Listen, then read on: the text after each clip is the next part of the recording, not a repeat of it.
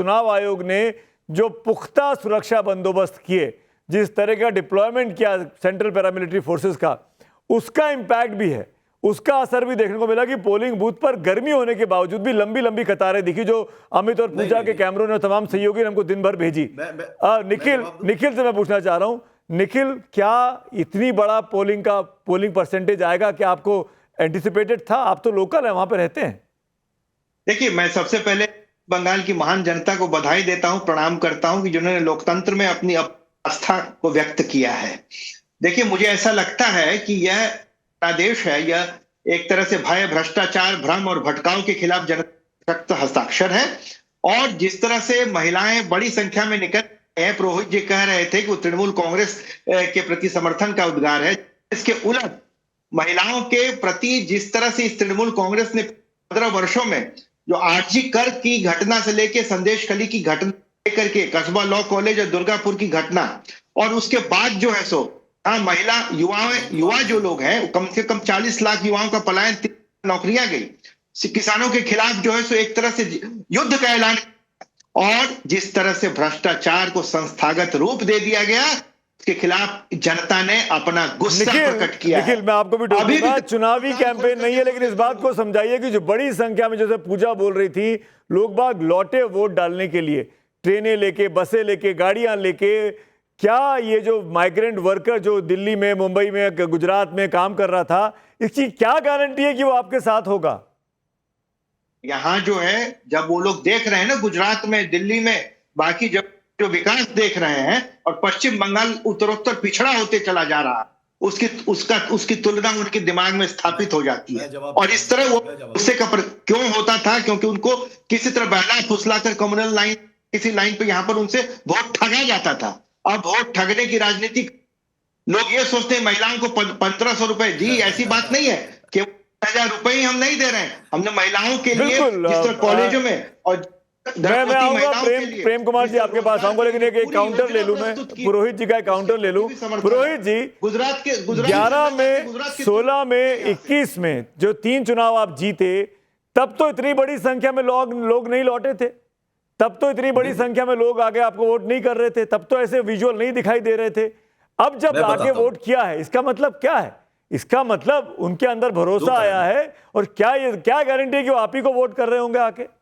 नहीं, मैं उसकी वजह बता देता हूं कि जिस तरह से अन्य प्रदेशों में बंगालियों पर अत्याचार हुआ है, बांग्लादेशी बोला गया है, उन्हें 1.5 करोड़ रोहिंग्या की बात की गई है, पश्चिम बंगाल में जो चुने हुए लोग हैं जिनके पास मताधिकार है, उनके मताधिकार छीने, बड़े भाई का वोट है, छोटे का नहीं है, घर के 5 सदस्य के पास वोटर कार्ड है, 3 के पास नहीं है, तो वो जो 5 है ना, वो अगर भाजपा के, मोदी जी के फैन फॉलोइंग भी होंगे ना, अपने घर के 3 लोगों के वोट को गुस्से के लिए वो वोट करेंगे। जिंदे लोगों को मार दिया गया है, जो जिंदे हैं उनको मार दिया गया। और रही बात है, मैं बताता हूं, जो आप परसेंटेज की बात कर रहे हैं, आप देखिए करीबन 24 लाख लोग मरे हुए थे, तो मरे हुए को अपने काउंट करते हैं, उनका परसेंटेज हटा दीजिए। जो ट्रेसेबल नहीं थे, 19 लाख लोग ने अपना वोट, डुप्लीकेट वोटर्स थे, वो डुप्लीकेट वोटर्स हुआ है, तो करीबन 60 लाख तो ऐसे ही कम हो गए। और 60 लाख जो लॉजिकल डिस्क्रिपेंसी के नाम से इन्होंने काटे, उसमें से 33 लाख ममता बनर्जी की लड़ाई की वजह से वो जुड़ पाए, नहीं तो ये 60 लाख माइनस रहते।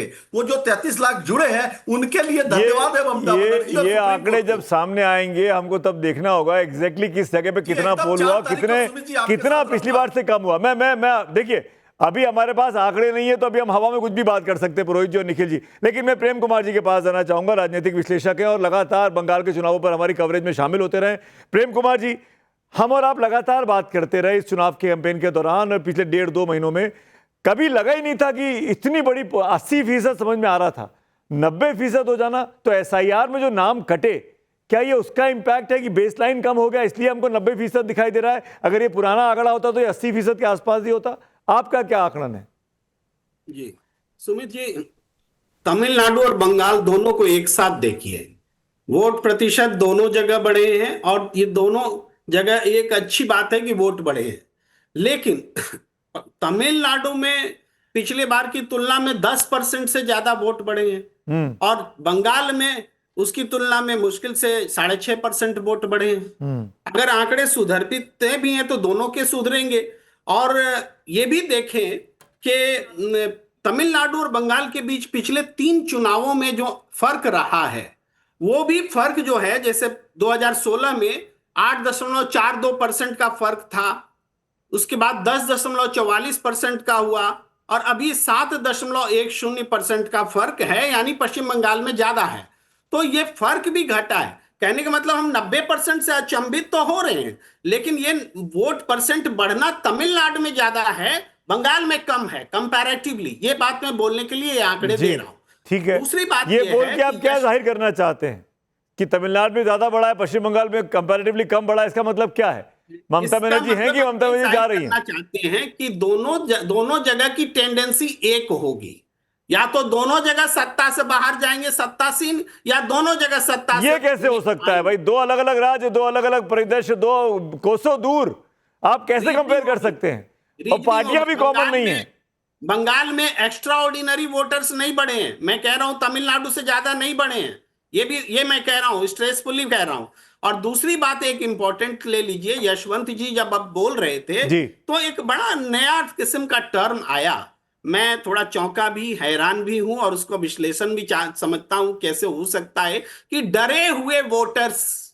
बंगाल में एक वर्ग पैदा हुआ डरे हुए वोटर्स का, अकॉर्डिंग टू यशवंत जी के विश्लेषण। तो ये डरे हुए वोटर्स किन से डरे हुए हैं? स्टेट गवर्नमेंट से जो डर के मैं वोट समझा यशवंत तो है नहीं क्लैरिफाई करने के लिए, जो वो लोग जिनको इस बात का डर है कि उनका नाम छूट जाएगा, कट जाएगा, तो जो तमाम बेनिफिट्स मिलते हैं स्कीम्स के जरिए वो कट जाएंगे, उनके वो बेनिफिट्स मिलने बंद हो जाए। मेरे ख्याल से वो डरे हुए नहीं कि तुम पीटे जाओगे।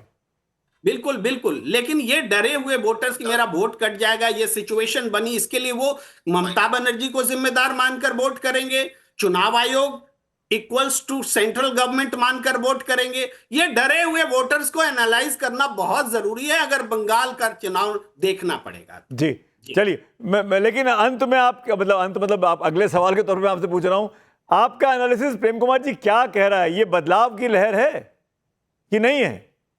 बिल्कुल नहीं है, बिल्कुल बदलाव की लहर नहीं है। चाहे ये आपकी विशफुल थिंकिंग है या ये आपका एनालिसिस है? नहीं, चाहे डीएमके का देख लीजिए टेंडेंसी, चाहे टीएमसी का देख लीजिए। टीएमसी का तो पिछला बार का भी है, जिससे पता चलता है कि जब जब वोट बढ़ता है, वोट प्रतिशत बढ़ता है, खुद उसका भी वोट प्रतिशत बढ़ जाता है। बीजेपी की भी सीटें बढ़ी थी पिछली बार के साथ आते, पिछली बार बीजेपी 2 से बढ़ के 77 पहुंची थी, मत भूलिए। जब पोलिंग परसेंटेज बढ़ा था तो बीजेपी भी उतनी उसी मार्जिन में बढ़ी थी।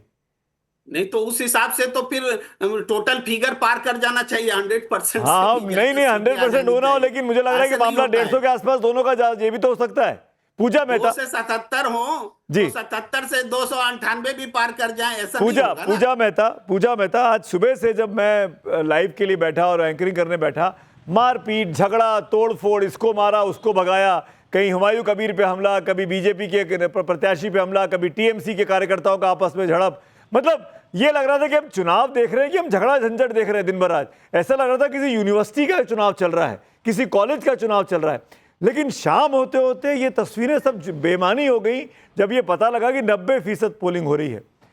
आपके हिसाब से 90% पोलिंग के लिए किसका क्रेडिबल है? कौन है जिसको श्रेय दिया जाना चाहिए बंगाल की जनता के अलावा?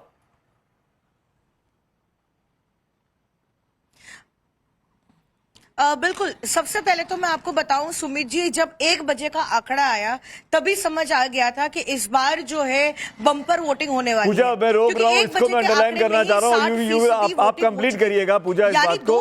पूजा एक सेकंड कंप्लीट करिएगा। शाम 7 बजे तक के आंकड़े अभी आ गए हमारे पास।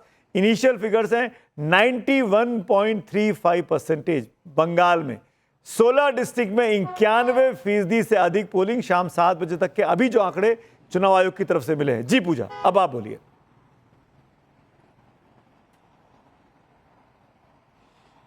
बिल्कुल सुमित जी, जैसा कि मैं बता रही थी कि अन्य राज्यों के मुकाबले पश्चिम बंगाल में हमेशा बम्पर वोटिंग हुई है, लेकिन इस कदर नहीं कि आंकड़ा जो है 91 क्रॉस कर जाए या फिर 90 मार्क टच कर जाए। लेकिन आज चीजों जो है थोड़ी अलग है पिछले चुनाव से। वो तभी समझ आनी शुरू हो गई थी जब 1 बजे का आंकड़ा आया कि उसमें 60% पोलिंग हो चुकी है। यूजुअली बंगाल में एक ट्रेंड होता है कि पोलिंग जो है ग्रेजुअली बढ़ती है। हर 2 घंटे का आंकड़ा जब दिया जाता है चुनाव आयोग की तरफ से, तो लगभग जो है 3 बजे के आसपास जो आंकड़ा आता है उसमें उसमें 50 या 60% पोलिंग रजिस्टर होती है। लेकिन इसमें दो जो है तर्क है। सबसे पहले ये कि इतनी गर्मी है तो लोग जो है सुबह ही मतदान करने जो है पोलिंग स्टेशन पहुंच गए थे। 7 बजे के पहले ही लंबी कतारें लग गई थी, तो हर कोई चाह रहा था कि फर्स्ट हाफ में अपना मतदान कर ले। दूसरी बात ये, चूंकि इस बार जो है चुनाव आयोग ने जिस तरीके से अरेंजमेंट्स किए हैं, आर्मर्ड व्हीकल सीएपीएफ के जो है सड़कों पर उतार दिए गए, जो अक्सर जो है जहां पर इंसर्जेंसी होते हैं, हमने जम्मू एंड कश्मीर में देखा है कि सीआरपीएफ अपने आर्मर्ड व्हीकल्स का इस्तेमाल करते हैं, साथ ही medium bulletproof vehicles, light bulletproof vehicles, और लगातार पिछले तो 1.5 महीने से पूजा आप ये बताइए कि इतने बड़ी बख्तरबंद गाड़ियां जब घूम रही थी बंगाल की सड़कों पे, तो ये वोटर के मन में खौफ पैदा कर रही थी या हौसला पैदा कर रही थी कि भाई हम सुरक्षित है, अब हमको खुलकर वोट करना चाहिए?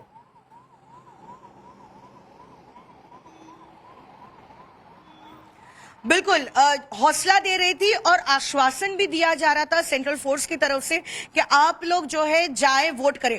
एक और इम्पोर्टेंट पार्ट मैं बता दूं, अक्सर ये जो है आरोप लगते हैं स्टेट पुलिस पर कि जो पोलिंग स्टेशन पर तैनात होते हैं स्टेट पुलिस के ऑफिशियल्स, वो पार्टिसन या बायस्ड रोल में दिखते हैं, कुछ लोगों को जो है मदद कर देते हैं, कोई पर्टिकुलर पॉलिटिकल पार्टी को। लेकिन इस बार चुनाव आयोग ने एक चीज एकदम साफ कर दी थी कि पोलिंग स्टेशन पर राज्य पुलिस के कोई भी अधिकारी मौजूद नहीं होंगे, यानी कि पोलिंग स्टेशन के अंदर, पोलिंग स्टेशन के बाहर और विसिनिटी में जो है सिर्फ और सिर्फ जो है सेंट्रल आर्म्ड पैरामिलिट्री फोर्सेस की तैनाती होगी। तो ये कुल मिलाकर जो है वोटरों के मन में एक आश्वासन भी था, एक हौसला भी था कि वो बिना डरे जाकर अपना मतदान कर सकते हैं। और आखिरकार क्यों बोलते हैं कॉन्फिडेंस बिल्डिंग मेजर, जैसे रूट मार्च होता है उसका नतीजा आज दिखा। जिस तरीके से 2 महीने से कॉन्फिडेंस बिल्डिंग मेजर्स किए जा रहे थे, सड़कों पर वो व्हीकल्स दिख रहे थे जो बुलेट प्रूफ व्हीकल्स थे, और जितने भी जवान जो है अमित, वो वहां पर ठीक है जो है